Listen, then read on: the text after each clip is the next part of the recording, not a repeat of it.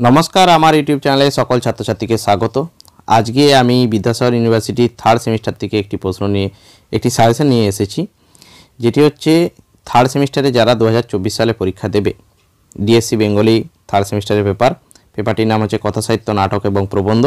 সেখান থেকে আমি একটি গল্প নিয়ে আলোচনা করব যার নাম হচ্ছে চতুর্থ পানিপথের যুদ্ধ। এই গল্পটি থেকে কি কি 5 নম্বরে প্রশ্ন করবে এবং কি কি 10 নম্বরে প্রশ্ন করবে এবং 2 নম্বরে প্রশ্ন করার জন্য কি কি বা কিভাবে কি করতে হবে সেগুলো আমি ডিটেইলসে আলোচনা করে দেব। তো ভিডিওটা ভালো লাগলে অবশ্যই একটা লাইক করে দিও এবং চ্যানেলে নতুন হলে অবশ্যই চ্যানেলটি সাবস্ক্রাইব করে পাশে নোটিফিকেশন আইকনটিতে ক্লিক করে রেখো। আগামী দিনে বাকি গল্প ভিডিও নিয়ে আমি হাজির হব। তো শুরু করছি প্রথম প্রশ্ন চতুর্থ পানিপথের যুদ্ধ থেকে। প্রথম যে 10 নম্বরের প্রশ্নটি রয়েছে সেই প্রশ্নটি খুব ইম্পর্টেন্ট কোশ্চেন। চতুর্থ পানিপথের যুদ্ধ গল্পটির নামকরণের বৈশিষ্ট্য অথবা চতুর্থ পানিপথের যুদ্ধ গল্পের নামকরণের যৌক্তিকতা দেখাও। একই জিনিস, দুটো প্রশ্ন একই, সেই জন্য আমি অথবা দিয়ে দিয়েছি। দুটো প্রশ্ন একই, অবশ্যই নামকরণের বৈশিষ্ট্যটি এই গল্পের করে যাও। সুবোধ ঘোষের লেখা চতুর্থ পানিপথের যুদ্ধ খুব সুন্দর গল্প। এখান থেকে 10 নম্বরের প্রশ্ন হিসেবে প্রথম প্রশ্ন হচ্ছে এটি সবচেয়ে বেশি ইম্পর্টেন্ট। আসছি পরে কোশ্চেন, চতুর্থ পানিপথের যুদ্ধ গল্পটি ছোট গল্প হিসেবে কতটা সার্থক সেটাও তোমরা করে যাবে। 3 নম্বর, চতুর্থ পানিপথের যুদ্ধের এই যে গল্পটি রয়েছে এখানে স্টিফেন হেরোর চরিত্রের বর্ণনা দাও। স্টিফেন হেরো হচ্ছে এই গল্পের প্রধান চরিত্র এবং একে গল্পের নায়কও বলা চলে। সেই জন্য এই গল্পের নায়ককে তার চরিত্রের বৈশিষ্ট্য এইভাবেও প্রশ্নটি আসতে পারে, বা চতুর্থ পানিপথের যুদ্ধের গল্পের স্টিফেন হেরোর চরিত্রের বৈশিষ্ট্য বর্ণনা করো, এটিও প্রশ্ন আসতে পারে।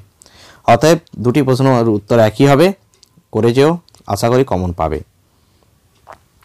তারপরে চতুর্থ পানিপথের যুদ্ধ গল্পে বিধৃত লেখকের ইতিহাস চেতনা এবং সমাজ ভাবনার পরিচয় দাও। এই প্রশ্নটি করতে গেলে ভালোভাবে উত্তরটি তৈরি করে নিয়ে যাবে, কারণ এটি গল্পের কাহিনীর উপর লিখলেও পুরোটা হবে না। ইতিহাস চেতনা এবং সমাজ ভাবনা দুটো আলাদা আলাদা টপিক, এই গল্পের মধ্যে লেখক কিভাবে ফুটিয়ে তুলেছেন সেই জন্য এই প্রশ্নটির উত্তর করে যেতে হবে। প্রশ্নটি খুবই ইম্পর্টেন্ট, আমি বলবো প্রশ্নটি দেখে যেও। এবারে আসছি 5 নম্বরের কোশ্চেন। প্রথম যে কোশ্চেনটি আছে, চতুর্থ পানিপথের যুদ্ধ গল্পে চিরকি মুর্মুর চরিত্রটির প্রাসঙ্গিকতা লেখো। এই চিরকি মুর্মু চরিত্রটি কেন এই গল্পের মধ্যে বেশি ইম্পর্টেন্ট তার প্রাসঙ্গিকতা লেখো।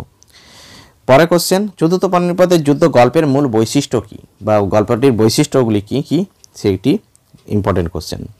5 নম্বরের প্রশ্নের দেখো, 5 নম্বরের প্রশ্নের ইম্পর্টেন্ট বলে দেওয়া খুব কঠিন, তবে এই গল্প বা প্রবন্ধগুলো থেকে আমি কী কী প্রশ্ন আসতে পারে সেগুলো একটা আলোচনা করে দিচ্ছি। তারপরে চতুর্থ পানিপথের যুদ্ধে ফাদার লিন্টনের চরিত্রের বৈশিষ্ট্যগুলি আলোচনা করো। ফাদার লিন্টনের যে চরিত্রের বৈশিষ্ট্য রয়েছে সেগুলি আলোচনা করবে। পরে লাস্ট যে কথাটা আমি আগেও বলে এসেছি, আগের ভিডিও যারা দেখেছো তাদের ক্ষেত্রে এটা নতুন কিছু নয়, যে 5 নম্বরের এবং 2 নম্বরের প্রশ্ন করতে গেলে গল্পের লাইন তুলে প্রশ্ন আসবে, সেই জন্য গল্পগুলো অবশ্যই করে যাবে। মেনলি 2 নম্বরে প্রশ্ন করার জন্য কোটেশন তুলে লাইন তুলে কোটেশন তুলে প্রশ্ন আসবে, সেই জন্য আমি বলবো গল্পের লাইন তুলে প্রশ্নগুলি অবশ্যই করে যেও, তবে কিন্তু কমন পাবে। প্রশ্ন গল্প না পড়ে পরীক্ষা দিতে যেও না, তাহলে 2 নম্বরের প্রশ্ন একটিও করতে পারবে না। তো আপাতত আমি এখানেই ভিডিওটা শেষ করলাম। ভিডিওটা ভালো লাগলে অবশ্যই একটা লাইক করে দিও এবং চ্যানেলে নতুন হলে অবশ্যই চ্যানেলটি সাবস্ক্রাইব করে পাশে নোটিফিকেশন আইকনটিতে ক্লিক করে রেখো।